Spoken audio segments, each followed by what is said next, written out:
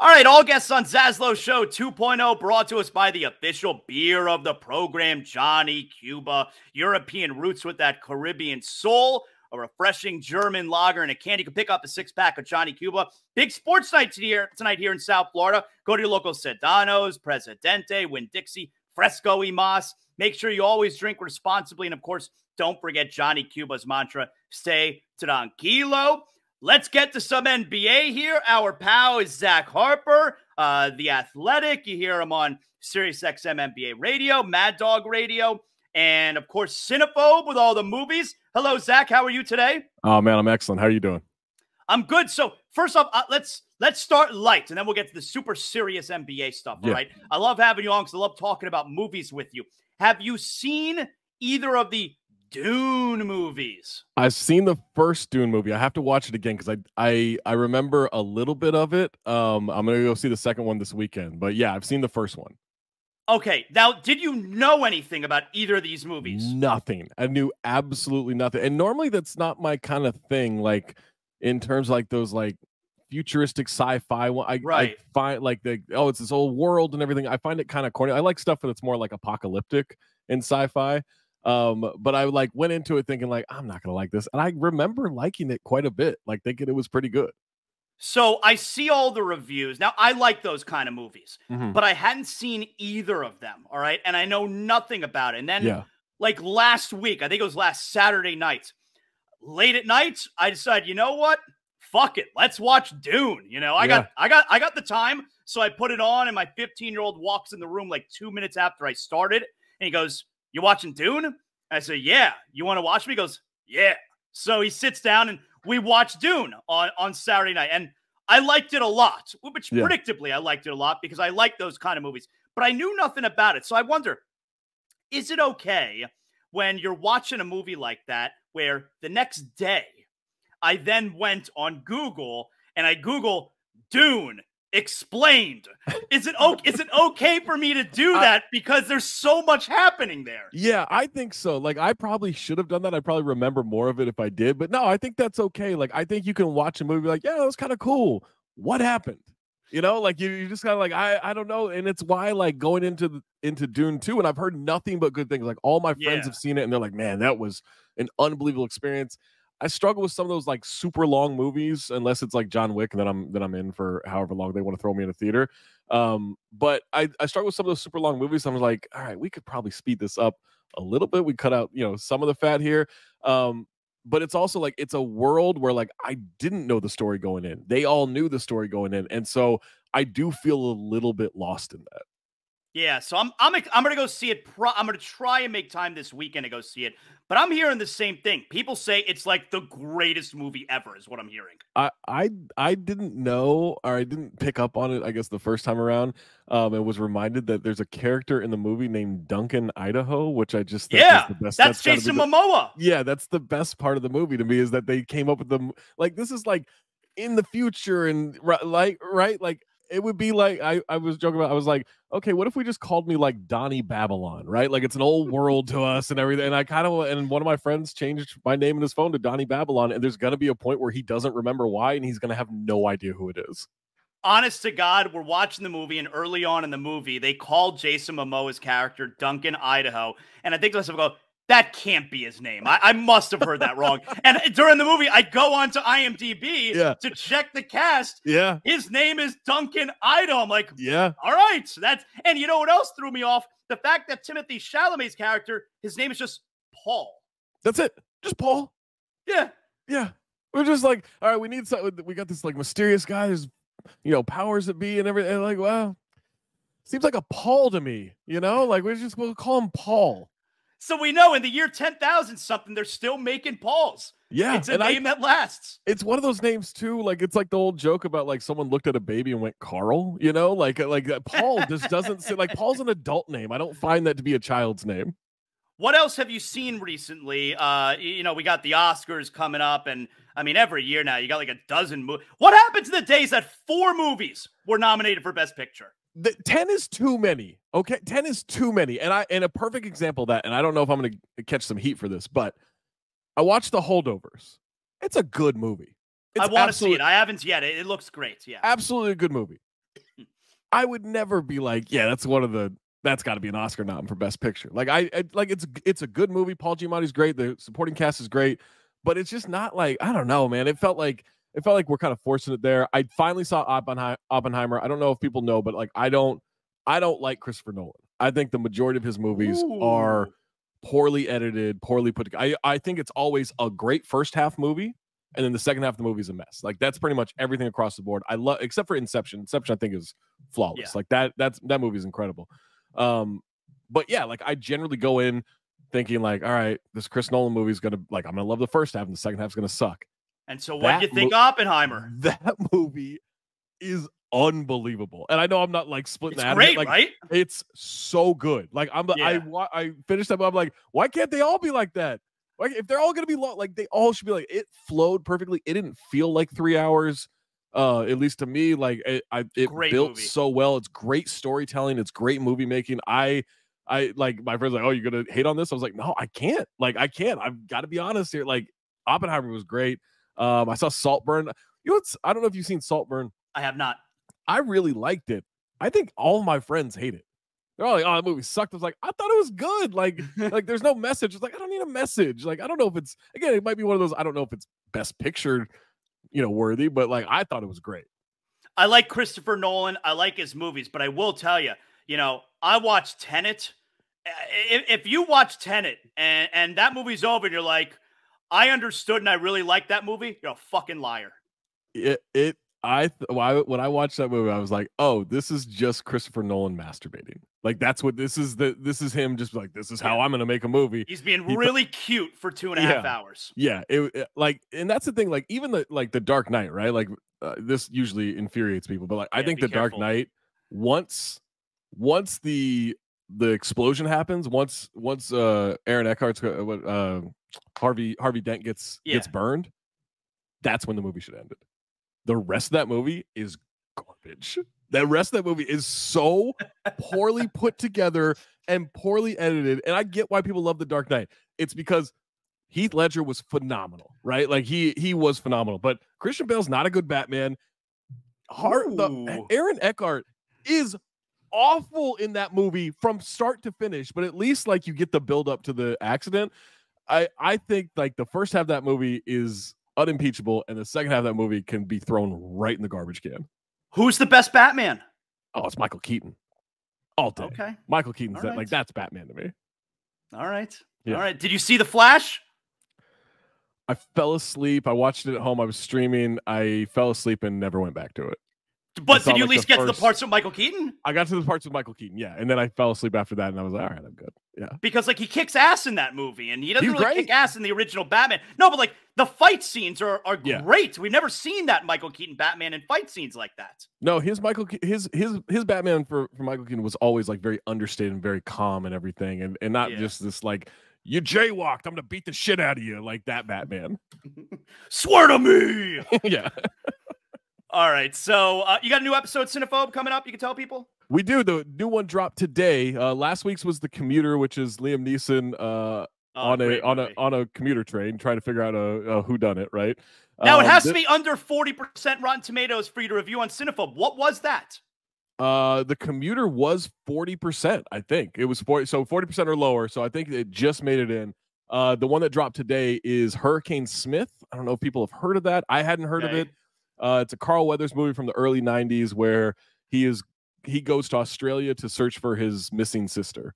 And there's like drugs and prostitutes and intrigue and everything. And it is a mess of a movie. But Carl Weathers is, in Cinephobe lore, the greatest actor of all time. We've named our Acting His Ass Off award the Carl Weathers Memorial Ass Off Award because his two previous appearances were Action Jackson, which is just one of the best, and Rocky IV. And I remind people, the death scene in Rocky IV, true trivia on this, he flopped and like spasmed on the mat so well, the on-set doctor thought something was wrong and went to check on him. That once we found that, we're like, he is the pinnacle for acting for us, for Cinephobe. What is the movie that you had to do on Cinephobe that you hated having to sit through? It was just too much. Cats. The newest one with what's his name? Yeah. James Corden? Mm-hmm.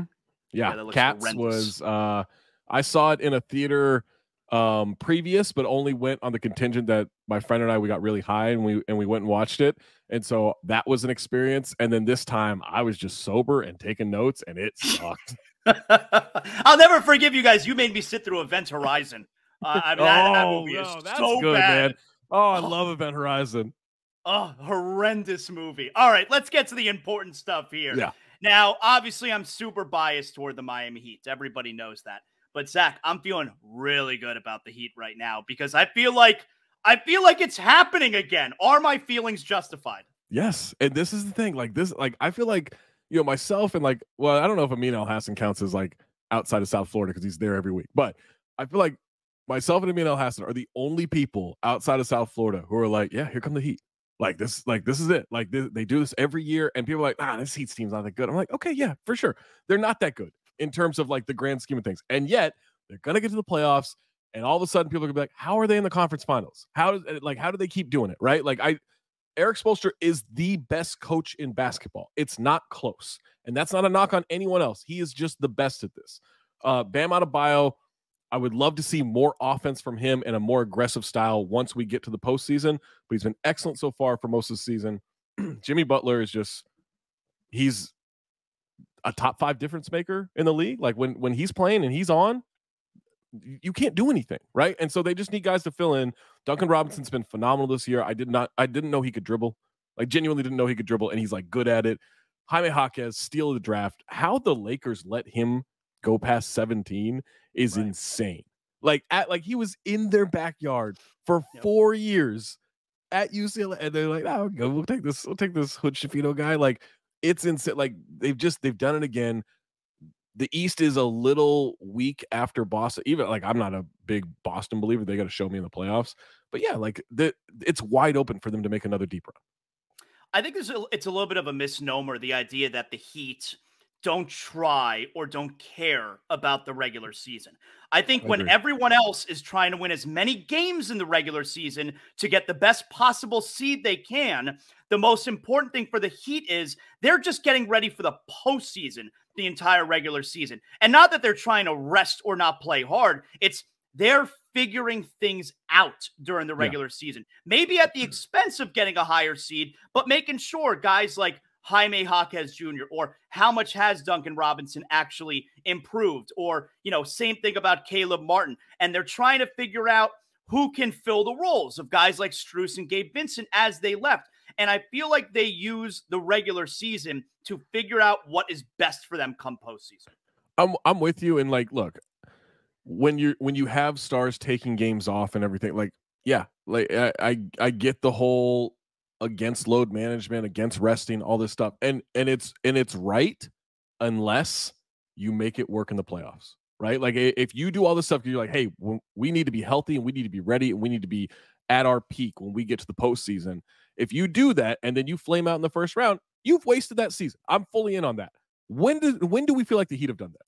Like never, right? Like we never feel like the Heat have done that. And so I feel like their track record and their resume kind of makes them immune to that almost, right? Like again, load management is a problem and they've tried to address it and all that stuff. But if you do that and get to the postseason and then you bring it worked. Like, I don't know what to tell you. And I'm with you. Like, I don't think it's a whole, like, oh, they don't care about the regular season. I think they don't care about seeding, which can be dangerous, but that's the confidence of like, look, we know the way we play basketball. We got that big ass paragraph on the court, which is embarrassing. Like, it's dumb. I love it, but it's dumb. Like, I love a lot of dumb things. So that's me loving it is not good, but like, it's dumb. It sets them up to like get ridiculed, but then they get to the postseason and they're great. And so like, stop like discounting this team every single year. We do this every single year where it's like, here come the Heat. And you're like, no, the Heat aren't that good. What are we doing? I'm not a believer in Boston either. I don't love Tatum and Jaylen Brown in big spots. I think they're way too finesse players for it to succeed in the postseason. I think it's the thing that works so well for the Heat is the Heat like being physical and they like going to the basket and they like getting to the free throw line. And then you add Porzingis, who I've never seen him play in a big game. I mean, He's never played in a big game, so I have no idea what Porzingis will look like. You don't believe in the Celtics until you see it either, apparently. Yeah, I mean, look, you can't deny that they've been the best team in basketball this whole season, right? Like they've been historically dominant, like top 10 margin of victory ever. They're as dominant as, or a little bit more dominant than what the 2016-2017 Warriors were with Kevin Durant. They have the best offense in NBA history. Like they have 8 guys shooting 35% or better in their rotation with significant attempts. Like everything shows you like, damn, this team is unbelievable. And they are great defensive team, best offensive team ever. They can hit 23s without even blinking, right, in a game. They're all these good things, but you get to the postseason, and they've been good like every year for the last 4 years. You get to the postseason, and they just stop doing what got them there, right? Like they tighten up a little bit, which is fine, but they go for like you get to a close fourth quarter, and it's all these like hero shots. Like they're trying to hit grand slams every shot, and it's like you could just go to the basket, right? Like it's what makes Jimmy so good in the postseason is it gets down to crunch time. And he's just like, all right, let me take some step back jumpers and see if this looks pretty. Like, no, like he's going to the basket. He's being physical. Tatum's like 6'10", 240. Tatum can bully anybody he wants to, and he settles for all these step back jumpers. And so I do think there will be a point where Boston figures it out. Maybe it's this season, but the way they approach crunch time, none of that gives me confidence. Like they just take bad shots. And when they start taking better quality shots, when the game is on the line, they start utilizing that talent and that athleticism, I'll buy in. But until that, like it's the definition of insanity with them when it gets to the postseason.